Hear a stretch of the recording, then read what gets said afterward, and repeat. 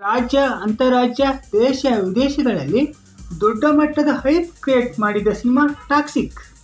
ಜಗತ್ತಿನಾದ್ಯಂತ 12,700ಕ್ಕೂ ಹೆಚ್ಚು ಥಿಯೇಟರ್ಗಳಲ್ಲಿ ಗ್ರ್ಯಾಂಡ್ ಆಗಿ ರಿಲೀಸ್ ಆದ ಟಾಕ್ಸಿಕ್ ಎಲ್ಲ ಕಡೆ ಹೌಸ್ಫುಲ್ ಶೋಗಳಲ್ಲಿ ಓಡ್ತಾ ಇದೆ.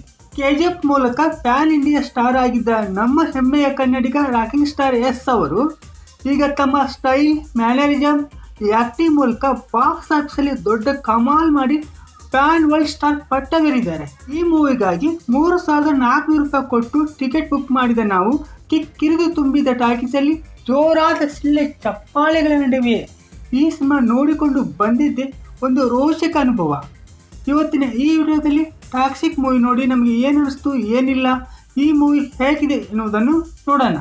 ತುಂಬ ಇಂಟ್ರೆಸ್ಟಿಂಗ್ ಆಗಿರುವ ವಿಡಿಯೋ, ಎಲ್ಲಿಯೂ ಸ್ಕಿಪ್ ಮಾಡದೆ ಕೊನೆಯವರೆಗೂ ನೋಡಿ.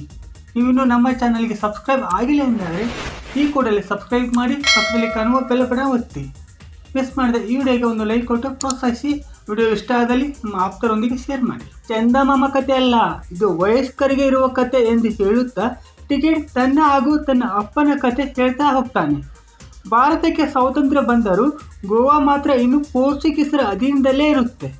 ಗಾಂಜಾ, ಅಫೀಮು, ಡ್ರಗ್ಸ್ ದಂಧೆಯಲ್ಲಿ ಮುಳುಗಿ ಏಳುತ್ತಿದ್ದ ಮಾಫಿಯಾ ಲೋಕದ ಹಿನ್ನೆಲೆಯಲ್ಲಿ ಟಾಕ್ಸಿಕ್ ಸಿನಿಮಾ ತೆರೆದುಕೊಳ್ಳುತ್ತೆ. ಗೋವಾದ ಮಾಫಿಯಾ ಲೋಕ್ ಡಾನ್ ಆದ ಸಾಲ್ವಡಾರ್ ಎನ್ನುವವನು ಈ ಪ್ರದೇಶವನ್ನು ಸಂಪೂರ್ಣವಾಗಿ ತನ್ನ ಕಂಟ್ರೋಲ್ಗೆ ತೆಗೆದುಕೊಂಡಿರುತ್ತಾನೆ. ಅಪ್ಪನನ್ನು ಕೊಂದವರ ವಿರುದ್ಧ ಸೇಡು ತೀರಿಸಿಕೊಳ್ಳಬೇಕು ಎಂದು ಕುದಿಯುತ್ತಿದ್ದ ಮುದೋಳನ ದಳವಾಯಿಯ ಮಕ್ಕಳಾದ ರಾಯ ಮತ್ತು ಗಂಗಾ ಗ್ರ್ಯಾಂಡ್ ಆಗಿ ಎಂಟ್ರಿ ಕೊಡ್ತಾರೆ. ಸಾಮಾನ್ಯ ಕೂಲಿ ಆಳಾಗಿ ದುಡಿಯಲು ಆರಂಭಿಸಿದ ರಾಯ್ ತನ್ನ ಚಾಣಾಕ್ಷ ಬುದ್ಧಿ ಮತ್ತು ಅಪ್ರತಿಮ ಸಾಹಸಗಳಿಂದ ಆ ಮಾಫಿಯಾ ಲೋಕವನ್ನು ಸ್ಟೆಪ್ ಬೈ ಸ್ಟೆಪ್ ತನ್ನ ಕಂಟ್ರೋಲ್ಗೆ ತೆಗೆದುಕೊಂಡು ಬರ್ತಾನೆ. ಮುಂದೆ ಸಾಲ್ವಡಾರ್ನ ಪಾರ್ಟ್ನರ್ ಆಗಿ ತನ್ನ ಬೇರುಗಳನ್ನು ಭದ್ರ ಮಾಡಿಕೊಂಡು ಸಾಲ್ವಡಾರ್ನ ಮಗಳಾದ ರೆಬೆಕಾಳನ್ನು ಮದುವೆಯಾಗ್ತಾನೆ. ಆ ಊರಿಗೆ ಬಂದ ಸರ್ಕಸ್ ಕಂಪನಿ ಒಂದರ ಯಜಮಾನಿಯಾದ ನಾದಿಯ ಜೊತೆ ರಾಯ್ ಪ್ರೀತಿಯಲ್ಲಿ ಬೀಳ್ತಾನೆ. ಹೀಗೆ ತ್ರಿಕೋನ ಪ್ರೇಮ ಕಥೆ ಕಂಟಿನ್ಯೂ ಆಗುತ್ತೆ.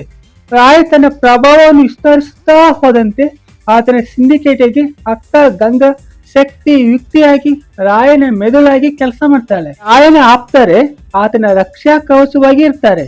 ಆದರೆ ರಾಯನ ಅತಿಯಾದ ದುರಸ್ಯ, ಹಿಂಸೆಯಿಂದ ಕೂಡಿದ ತೀರ್ಮಾನಗಳು ಮುಂದೆ ಎದುರಾಗುವ ದೊಡ್ಡ ಅಪಾಯಕ್ಕೆ ಮುನ್ನಡೆ ಆಗ್ತವೆ. ತನ್ನ ಟಾಕ್ಸಿಕ್ ವರ್ತನೆಗಳಿಂದಾಗಿ ರಾಯನ ವ್ಯಾಪಾರ ವ್ಯವಹಾರಗಳು ನೈತಿಕತೆಯ ಗಡಿಯನ್ನು ದಾಟಿದಾಗ ಅಕ್ಕ ತಮ್ಮನ ನಡುವೆ ಕೋಲ್ಡ್ ವಾರ್ ಸ್ಟಾರ್ಟ್ ಆಗುತ್ತೆ.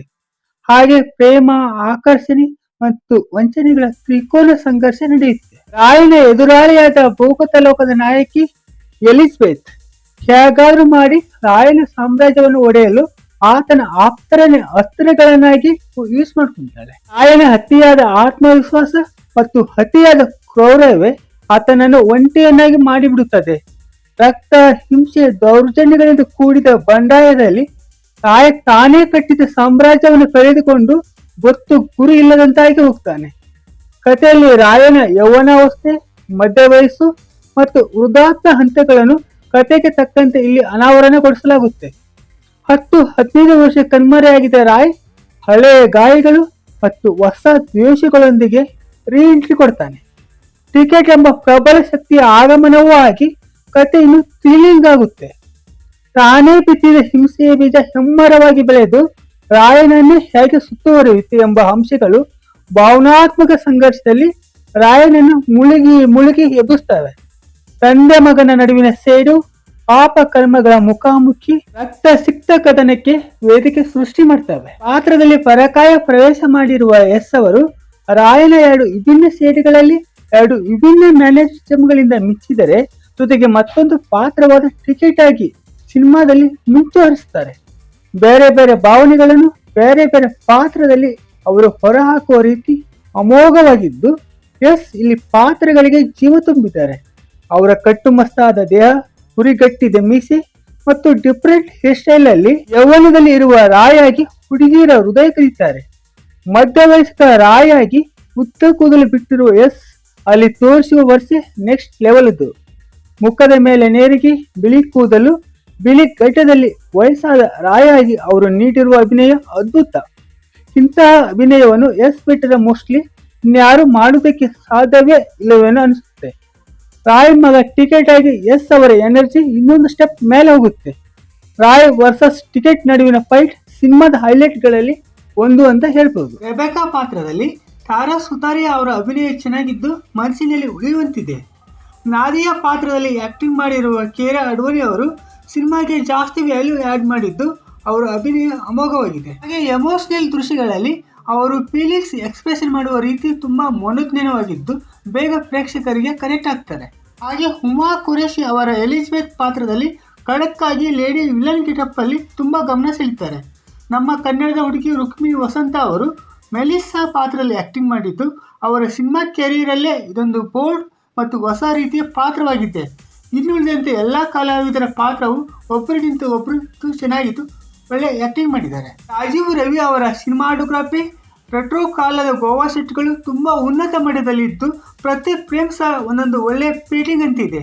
ಹಾಗೆ ರವಿ ಬಸ್ರೂರ್ ಅವರ ಎಂದಿನ ಅಬ್ಬರದ ಹಿನ್ನೆಲೆ ಸಂಗೀತ ಸಿನಿಮಾಗೆ ಪೂರಕವಾಗಿದೆ. ತಬಾಯಿ ಮತ್ತು ಮನಮೋಹಕ ಹಾಡುಗಳು ತುಂಬ ಸೊಗಸಾಗಿ ಮೂಡಿ ಬಂದಿವೆ.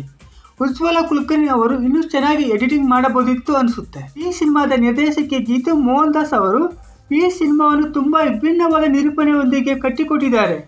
ಈ ಸಿನಿಮಾದ ಚಿತ್ರಕಥೆ ಫೇರಿಟೇಲ್ ಮಾದರಿಯ ಅಧ್ಯಾಯಗಳಾಗಿ ವಿಂಗಡಿಸಲ್ಪಟ್ಟಿವೆ. ಹೀಗಾಗಿ ಕತೆ ಹೇಳುವ ಶೈಲಿಯಲ್ಲಿ ತುಂಬ ಹೊಸತನವಿದೆ.